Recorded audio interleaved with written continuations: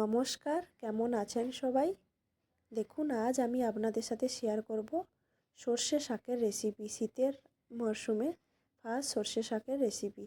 দেখুন, সর্ষে শাকের সাথে আমি একটু আলু দিয়ে দিয়েছি, কারণ সর্ষে শাক একটু হালকা তিতকুটে ভাব লাগে, তাই আলুটা দিলে আর ওই ভাবটা লাগে না।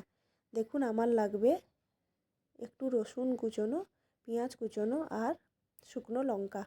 দেখুন, আমার কড়াইটাও গরম হয়ে গেছে। আমি এর মধ্যে একটু সাদা তেল দিয়ে দিলাম। এবার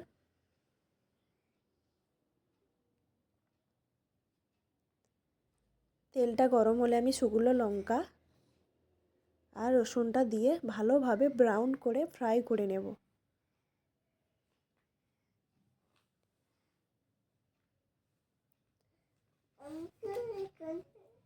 রসুনটা আমার ভালোভাবে ফ্রাই হয়ে গেলে আমি এর মধ্যে কুচনো পেঁয়াজটাও দিয়ে দেব।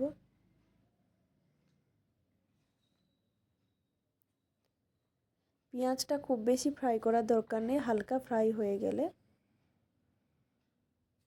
আমি এর মধ্যে এবারে শাকগুলো দিয়ে দেব। এটা অনেকে অনেক রকম প্রসেসিংয়ে রান্না করে, আমি এইভাবে রান্না করি এই শাকটাকে, কিন্তু খেতে খুব টেস্টি হয়। আপনারা একবার এইভাবে ট্রাই করে দেখবেন।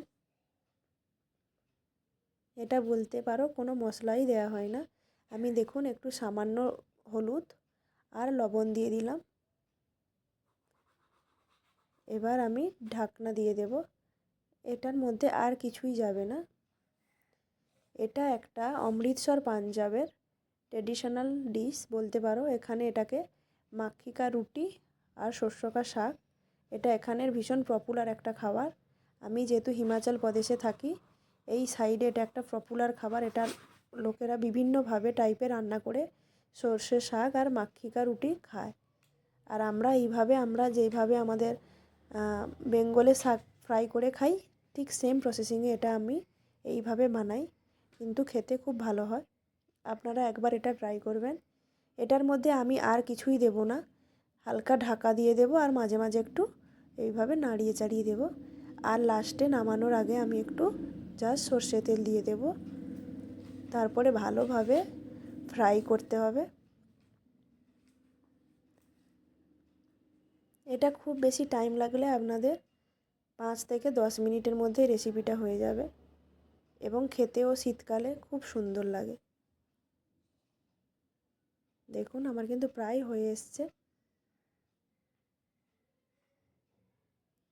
দেখো, আমি দেখে নিলাম আমার আলুটা সেদ্ধ হয়েছে কিনা।